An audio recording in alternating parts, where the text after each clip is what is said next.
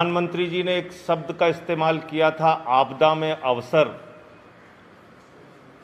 लेकिन उत्तर प्रदेश की भारतीय जनता पार्टी की सरकार ने, उत्तर प्रदेश की आदित्यनाथ जी की सरकार ने इसको मुसीबत में घोटाला के रूप में परिवर्तित कर दिया। जब पूरे उत्तर प्रदेश में त्राही त्राही मची थी, जब उस पूरे उत्तर प्रदेश में महामारी के कारण लोगों की जान जा रही थी, उस वक्त उत्तर प्रदेश के अधिकारी घोटाले और भ्रष्टाचार करने में व्यस्त थे। और इसके एक नहीं कई मामलों में मैं पहले प्रमाण दे चुका हूं। आज जो मामला मैं आपके सामने रखने जा रहा हूं, आप सुनेंगे तो हैरान हो जाएंगे। 11 फरवरी से 31 मार्च तक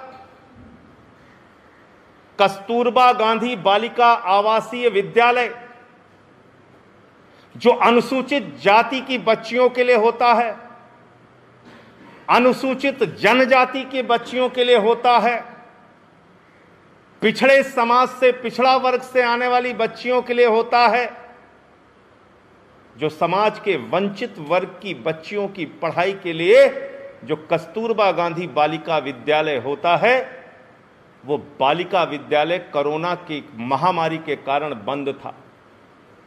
लेकिन इस दौरान जब 11 फरवरी से 31 मार्च तक कस्तूरबा गांधी बालिका विद्यालय बंद था, उनके नाम पर भोजन का पैसा निकाल लिया गया, उनके नाम पर साबुन का पैसा निकाल लिया गया, तेल का पैसा निकाल लिया गया, स्टेशनरी का पैसा निकाल लिया गया, फल का पैसा निकाल लिया गया, सब्जी का पैसा निकाल लिया गया, दूध का पैसा निकाल लिया गया। बेईमानी के इतनी बड़ी घटना मैं समझता हूं आपने पहले कभी नहीं सुनी होगी कि महामारी में जब लोगों के घरों में बच्चों की जान जा रही थी, बुजुर्गों की जान जा रही थी, माताओं बहनों की जान जा रही थी, उत्तर प्रदेश के बेसिक शिक्षा मंत्रालय के अधीन, यानी सतीश द्विवेदी जी के मंत्रालय के अधीन आने वाला कस्तूरबा गांधी बालिका विद्यालय, उसमें 9 करोड़ रुपए निकाल लिए गए और बच्चे मौजूद नहीं थे, उनकी उपस्थिति शून्य थी, बावजूद इसके भोजन और स्टेशनरी का पैसा निकाला गया। और किन किन जिलों में निकाला गया मैं पढ़ना चाहता हूं आपके सामने। यह शासन की चिट्ठी है, यह महानिदेशक एजुकेशन की चिट्ठी है उन सभी बेसिक शिक्षा अधिकारियों के नाम पर जिनके जिलों में ये 9 करोड़ रुपए निकाले गए भोजन और स्टेशनरी के नाम पे, बालिकाओं के नाम पे, गरीब बच्चों के नाम पे। और इसमें कौन कौन से जिले हैं मैं पढ़ के सुनाता हूं आपको।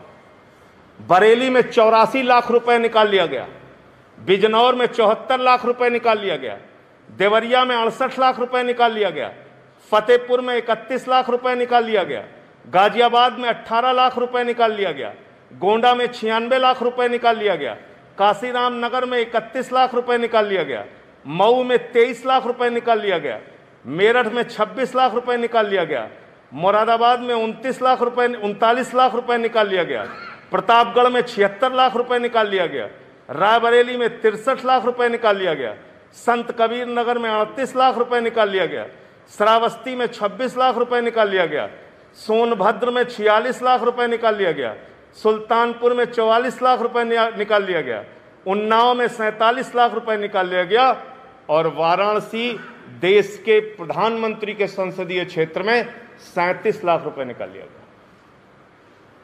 और ये मैं नहीं कह रहा हूं, ये शासन के महानिदेशक की चिट्ठी सभी बेसिक शिक्षा अधिकारियों के नाम पर है। उन्होंने कहा है कि 2020 में हमने नियम बनाया था, सारे बच्चों की फोटो, उनके क्लासेस की फोटो प्रेरणा पोर्टल पे अपडेट करोगे तब तुम्हें भुगतान होगा, तब तुम्हें पैसा मिलेगा। इसमें कोई अनियमितता होगी तो बेसिक शिक्षा अधिकारी, विभाग के अधिकारी सीधे तौर पे जिम्मेदार होंगे। और इसमें वो भी जिला शामिल है, सोनभद्र में भी कस्तूरबा गांधी बालिका विद्यालय से पैसा निकाला गया। जहां के प्रभारी मंत्री स्वयं बेसिक शिक्षा मंत्री सतीश द्विवेदी जी हैं। सतीश द्विवेदी जिसके प्रभारी मंत्री हैं, उस जिले में भी पैसा निकाल लिया गया। बच्चे हैं नहीं, बच्चों का पैसा खा रहे हो, बालिकाओं का पैसा खा रहे हो, अनुसूचित जाति, अनुसूचित जनजाति, पिछड़े वर्ग की बच्चियों का पैसा खा रहे हो। शर्म नहीं आती आपको? और खास तौर से उस आपदा, उस महामारी के दौरान जब लोगों की जान जा रही थी, लोग अपने परिवार वालों को बचाने में लगे हुए थे, ऑक्सीजन के सिलेंडर, बेड के इंतजाम में व्यस्त थे, शमशान की कतारों में इंतजार कर रहे थे अपने परिजन की लाश जलाने के लिए, उस वक्त ये पैसा खा रहे। आदित्यनाथ जी, मैं फिर आपसे कहना चाहता हूं, आपकी जीरो टॉलरेंस और ईमानदारी की बातें सिर्फ दिखावा मात्र है।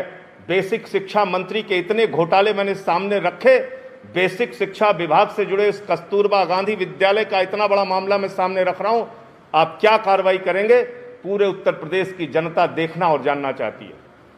पूरे उत्तर प्रदेश की जनता देखना चाहती है। कहीं बच्चों के मिड डे मील का पैसा खाया जा रहा है, स्वेटर का पैसा खाया जा रहा है, जूते का पैसा खाया जा रहा है, बस्ते का पैसा खाया जा रहा है, और इन पैसों को खाके प्रदेश सरकार का मंत्री प्रॉपर्टी पे प्रॉपर्टी बना रहा है। एक के बाद दूसरी प्रॉपर्टी, दूसरे के बाद तीसरी प्रॉपर्टी, परिवार के सभी सदस्यों के नाम पे प्रॉपर्टी। एक प्रॉपर्टी सतीश द्विवेदी जी की और मिली है।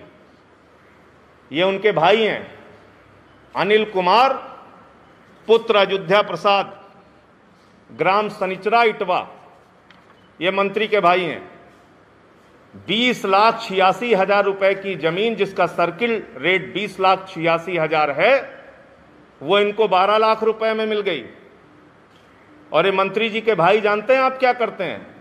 इनका व्यवसाय कृषि है। किसानी में इनको इतना लाभ हुआ कि 20 लाख की जमीन इन्होंने 12 लाख रुपए में खरीद ली। अपने कितने भाइयों के नाम पे आपने जमीनें खरीदी है मंत्री जी? जरा सामने आके बता दीजिए प्रदेश की जनता को। ये मिड डे मील का पैसा खाके, जूते का, स्वेटर का, बस्ते का पैसा खाके, ये अनुसूचित जात की बच्चियों का पैसा कस्तूरबा गांधी बालिका विद्यालय में खाके कितनी जमीनें और कितना भ्रष्टाचार आपने किया है, उत्तर प्रदेश की जनता आपसे जानना चाहती है। आइए और बताइए। मैं मांग करता हूं, ऐसे मंत्री के खिलाफ कार्रवाई होनी चाहिए। इस विभाग के जितने भी अधिकारियों ने ये कस्तूरबा गांधी बालिका विद्यालय का पैसा खाया है, उनके खिलाफ कार्रवाई होनी चाहिए। और ये खबरें भी प्रकाशित हुई हैं, ये खबरें अलग अलग जिलों की प्रकाशित हुई। ये हमारे गृह जनपद सुल्तानपुर का मामला है, और ये प्रधानमंत्री जी के संसदीय क्षेत्र वाराणसी का मामला है। एक जगह 44 लाख निकाला गया, एक जगह 37 लाख निकाला गया। मैं निवेदन करता हूं आदरणीय प्रधानमंत्री नरेंद्र मोदी जी से, आपने अनाथ बच्चों के लिए तो योजना शुरू की, लेकिन आपके संसदीय क्षेत्र में जो अनुसूचित जाति, जनजाति, पिछड़ा वर्ग की बच्चियों के नाम पे 37 लाख रुपए का भोजन खा लिया गया, स्टेशनरी का पैसा खा लिया गया, फल सब्जी दूध का पैसा खा लिया गया। कम से कम प्रधानमंत्री जी अपने जिले में तो हस्तक्षेप कीजिए।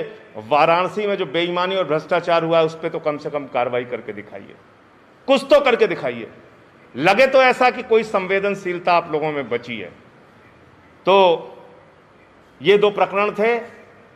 इसके अलावा अलीगढ़ में अब तक 71 लोग देसी शराब के ठेके से शराब पीकर, जहरीली शराब पीकर मर चुके हैं। 71 लोग। मेरे ख्याल से इतना बड़ा हादसा उत्तर प्रदेश में कभी नहीं हुआ होगा जितना आदित्यनाथ जी के राज में हुआ। अलीगढ़ जिले के किस अधिकारी के खिलाफ कार्रवाई हुई? किस अधिकारी को जेल में भेजा गया? निलंबन तो लीपापोती है। किसको जेल में डाला आपने? किसके खिलाफ एफआईआर दर्ज की? 71 लोगों की मौत का जिम्मेदार सीधे तौर पे सरकार है, क्योंकि यह सरकारी देसी ठेके की शराब की दुकान से हादसा हुआ है। तो यह हत्या है सरकारी, यह सरकार द्वारा प्रायोजित 71 लोगों की हत्या है। जो लोग इसके खिलाफ, इसमें जिम्मेदार हैं, उनके खिलाफ 302 का मुकदमा दर्ज होना चाहिए। मैं बार बार कह रहा हूं। कल एक प्रकरण खुशी दुबे का आया, आप लोगों ने देखा होगा कि खून की उल्टियां हो रही हैं और खुशी दुबे को पहले एक बार अस्पताल ले जाया गया था, कल फिर शायद राम मनोहर लोहिया अस्पताल लखनऊ में भर्ती कराया गया। 10 महीने हो गए, कोई चार्जशीट नहीं उसके खिलाफ। नाबालिग है तो बाराबंकी के नाबालिगों के लिए जो जेल बनती उसमें रखा गया है। इसके अलावा 3 दिन पहले अमर दुबे से उसकी शादी हुई थी। घटना में उसका क्या हाथ है, क्या हाथ नहीं है, ये अब की तो बात छोड़ दीजिए। उस समय के तत्कालीन कानपुर के एसएसपी ने कहा था कि खुशी दुबे का घटना में दूर दूर तक कोई हाथ नहीं है और हम उसको छोड़ रहे हैं।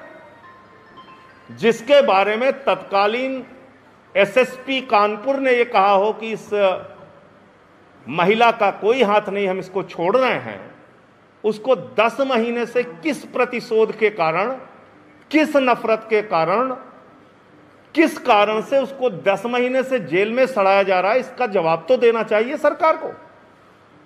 आखिर ये हो क्या रहा उत्तर प्रदेश के अंदर? किसी को भी पकड़ के आप साल साल भर अंदर रख देंगे। तो ये एक बहुत ही अजीब बात है कि किसी को बगैर किसी आधार के आप इतने लंबे समय तक जेल में रखें और प्रताड़ित करें, और इतना प्रताड़ित करें कि उसकी हालत खराब हो जाए और वो अस्पताल में भर्ती हो। मुझे यही कहना था। आप लोगों का कोई प्रश्न है?